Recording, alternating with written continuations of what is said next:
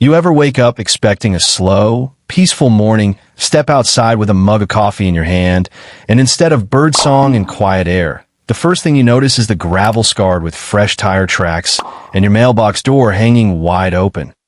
That was me, right there on a Tuesday, when all I wanted was 10 minutes of calm. And it wasn't even the first time. I'd seen little hints before, the red flag bent down when I hadn't touched it, envelopes showing up crushed, the kind of little annoyances you chalk up to weather or maybe bored kids on bikes. But after a while, those coincidences start feeling like patterns, and patterns make you suspicious. Now, let me paint the picture. My place sits at the very end of Birch Hollow Lane, a private strip my father carved out back when land was cheap and neighbors kept to themselves. The deed is airtight, the keypad gate is mine, and there are more than enough signs saying private road. No trespassing. This isn't an HOA development. It's not some communal property to be inspected and graded. It's just me, my stretch of gravel, and a mailbox that by law belongs to the United States Postal Service, not to some clipboard cowboy. The breaking point came when my motion camera caught him in the act. An SUV rolling up, hazard lights blinking, and out steps this man in a reflective vest like he's directing traffic. He looks both ways, crouches down, and fiddles with my mailbox like he's the one paying taxes on it. And I knew him. It wasn't some stranger. It was Robert Jensen, one of the board members of the Hillcrest HOA, the group that runs things half a mile down the hill where the cul-de-sac folks live. I'd seen him strutting around before, clipboard in hand, giving warnings to people for trash cans being out too long or grass an inch too high. I guess in his head, that vest made him a sheriff. In mine, it just made him a clown. But here's the thing. My road is not their jurisdiction. My mailbox is not theirs to touch. And under 18 U.S. Code 1705, that kind of tampering isn't just rude. It's a federal crime. Only the Postal Service or an inspector has a say in what happens inside that little metal box. Robert either didn't know or didn't care, and both options spelled trouble. One morning, I stepped out early and caught him again. This time, not just peeking, but actually taking pictures of the inside of the box. I shouted down the drive, "Robert, what the hell do you think you're doing?" He didn't even flinch, just raised his chin like he was writing me a ticket and said, "Routine HOA inspection, making sure your mailbox meets community standards." I laughed, the kind of laugh that isn't humor, more like disbelief boiling over. Community standards? Robert, my property isn't in your community, and you don't touch mailboxes. Ever. He smirked the way people do when they think they've got power you don't, then muttered, "We'll see what the board says." That was the moment I decided enough was enough. I wasn't going to let a man with a vest and a clipboard play sheriff on my property. So I gathered every piece of evidence, camera footage, stills with timestamps, everything.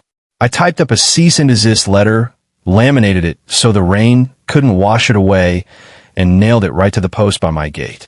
I even called Sheriff Duran, who told me, "If he touches that box again, you're standing on federal turf. Just document everything." But I knew Robert. Paper and warnings weren't going to stop him. He wanted to show off, to flex his little badge of authority. And I wasn't about to sit on defense forever.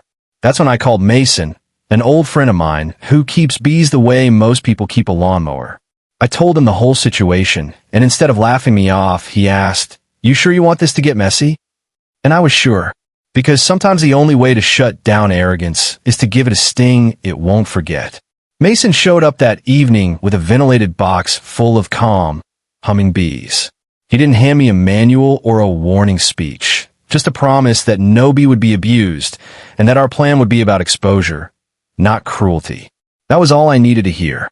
Still, I wanted to keep things on the right side of the law, so before a single bee went anywhere, I drove into town and sat down with Inspector Hall from the Postal Inspection Service. I laid it all out, the footage, the repeated trespass, the federal statute. He flipped through the stills, nodded slow, and finally said, "You're not exaggerating. This isn't just HOA overreach. This is a crime. Keep documenting, and if he opens that box again, he's putting himself at risk, not you." Those words are my green light. Back home, Mason and I carefully set the hive inside the mailbox, leaving just enough of a gap so the bees could slip out if disturbed. No nails, no glue, nothing permanent, just a temporary resting place. On the inside of the flap, I taped a notice that said, "Federal property, tampering punishable by law." And below it, in my own handwriting, "And bees don't forgive." For 2 mornings, nothing happened. I sat on the porch with my coffee, watching the gravel, waiting for the sound of tires. On the 3rd morning, though, I heard it, the low hum of an engine crawling up Birch Hollow. His SUV crept in, and there he was again, reflective vest gleaming, clipboard in hand, chin raised like he was the law of the land. He ignored the laminated letter nailed to the gatepost and strode straight to the mailbox. And then, click, the handle yanked, the door swung open, and at first just a couple bees slipped out. Then the whole swarm erupted like a storm cloud unleashed. Robert staggered back, arms flailing, dropping his clipboard as papers flew across the gravel. He slapped at his vest, cursed loud enough for my cameras to catch, and bolted back to his SUV with the swarm chasing him down the hill. And me? I just sat there on the porch, sipping my coffee, rewinding the footage with a grin I couldn't hide. The neighborhood got wind of it fast. Within hours, clips of Robert's fiasco were bouncing around the group chat. Someone slowed the footage, added circus music, and titled it Buzz Justice. My phone lit up nonstop, but I stayed quiet. I didn't need gossip. I had airtight footage and federal law on my side. By noon, Inspector Hall himself pulled into my drive with paperwork in hand. He told me, "You did everything right. You documented, you notified us, and you didn't engage physically. That keeps you clear." But Robert? He crossed into federal offense territory.